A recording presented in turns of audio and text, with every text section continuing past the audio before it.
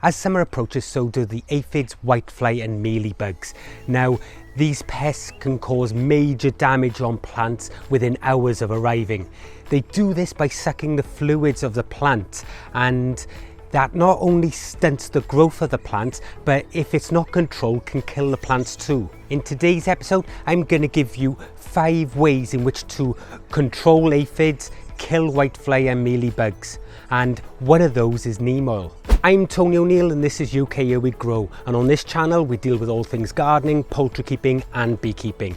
If you want that perfect garden to relax in, or you just want to grow your own nutrient dense foods, then start now by clicking the subscribe button and the bell icon to be notified each time I release new content just like this. Not only do aphids and whiteflies suck the fluids from the plants, which leaves them susceptible to disease, they also leave honeydew all over the leaves, which stops the plant from photosynthesizing. And not only that, that then turns into mold. Now these are slow moving insects, and that's great news for the gardener because they're relatively easy to control. And it's important to control them because if you don't control them in time, these insects are ferocious breeders. They breed so fast that you would be infested if you didn't get hold of them before their breeding cycle begins. Now these pests will affect loads of different plants, brassicas, tomatoes and peppers to name a few. So it's really important to knock the numbers while they're still low before they start breeding, and we can do that with the first method, which is water. Tip number 1, that's water. Simply use your garden hose or a jet sprayer and simply knock them to the ground. This will kill most of them, really affecting the numbers, and the more you kill here, the less that they're breeding, so it gives you more time later on. Now this is quick, it's easy and can be done instantly. Tip number 2 is soap solutions. Now with soap solutions, I've seen it all too often online where people are saying, oh, soap solution doesn't work for getting rid of aphids and whitefly and things like that. But when you actually look into what they're doing, there's a reason for it. These people tend to use dishwashing soap, something like Fairy, Dawn or some other sort of soap. Now, the reason they don't work is because they're a detergent and they're not proper soap. What you need to use is something like this. This is Castile soap. It's basically a baby soap. 18-in-1 mild baby soap. You can also use the soap that's designed for babies that are in a bar, and you literally just grate them and use a teaspoon of that, dissolve it in water. And it's the same thing with this, a good teaspoon into a sprayer, shake it up, and then you can spray your plants. Now what this does is it dehydrates the aphids, it stops them from breeding, it creates that coat over them, a film if you like, and it literally just stops them from feeding and they die.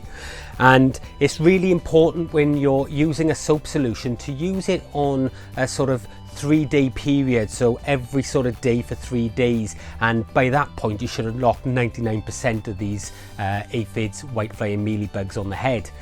Now it's really important to use soap solutions in the morning or late in the afternoon. Never use them through the day, and the reason for that is if you're spraying water over your leaves in the daytime, the sun is going to come down and it's going to magnify through those water droplets, which is going to cause scorching to your leaves, and in turn your plants won't photosynthesize and you'll have all sorts of problems. So it's really important, early morning, late in the evening.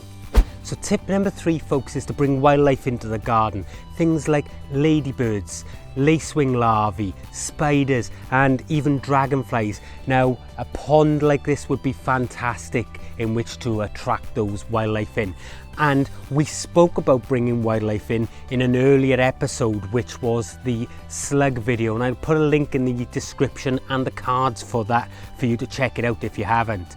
But bringing wildlife into the garden are really going to control those numbers for you.